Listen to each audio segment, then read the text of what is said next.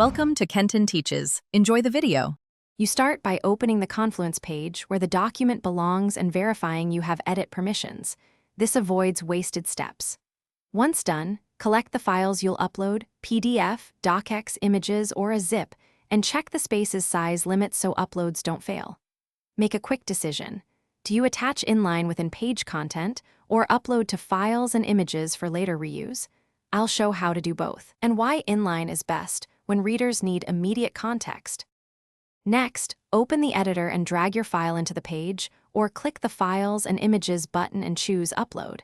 Both methods store the document in the page's attachments. If you want inline visibility, place the cursor where readers should see the file, insert the file link, or use the Office or PDF preview macro for an embedded view.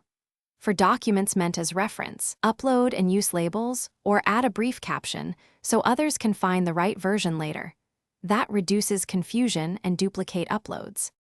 Finally, publish the page to commit attachments and create a version snapshot. Confluence tracks attachments so you can restore prior versions if needed. Make a short note in the page comments or add a label with version info and document owner so teammates know what changed.